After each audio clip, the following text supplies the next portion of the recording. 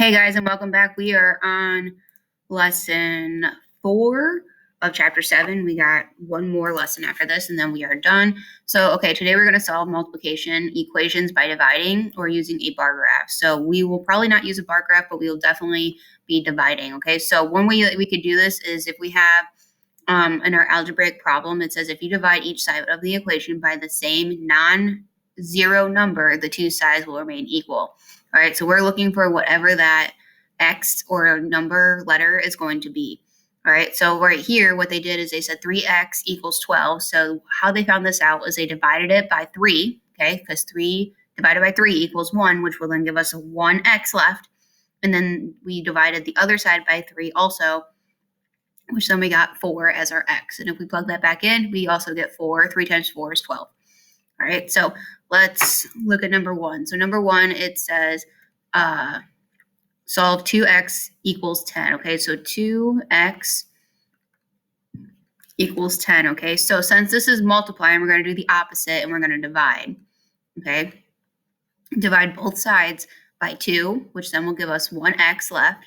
And then 10 divided by 2 will be 5. Okay, and again, if you plug in 2 times 5, that will give us 10 on both sides. Right. Continuing on, we have number 2. All right, so it says solve 3x equals 6. All right, so again, we're going to do 3x equals 6. Now we're going to do the opposite of multiplying, again, which is dividing. So divide that by 3. 3 divided by 3 is going to give us 1, so that cancels out. And then 6 divided by 3 is going to give us 2. So x is going to equal 2.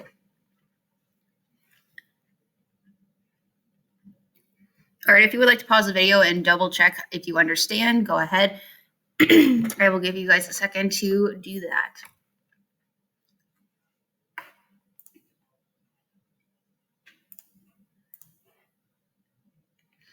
All right, so number 3, we have Vincent and some friends share the cost of a package of blank CDs. The package cost $24 each, $24, and each person contributed $6. How many people shared? Okay, so we have 6.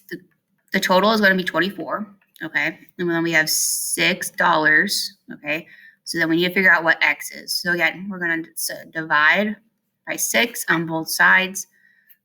Okay, x will equal 4. All right. Moving down here, we have in 2004 Penn Howdo and Simon Murray walked 680 miles to the South Pole and took the trip in 58 days. Suppose they traveled the same distance every day, right? The multiplication to solve. Okay, so we have our total, which is going to give us 680. All right, and then it took 58 days. Ooh, it should be an 8. All right, but how many miles did they travel? So that's going to be our x. All right, so what we're going to do is we're going to divide both of them by 58.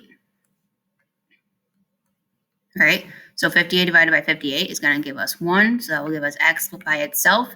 And 680 divided by 58 is going to be a very terrible looking number, but it's going to be 11.72413,793. Okay, so I'm just going to put 11.7 just so we can round it, so we don't have to do everything.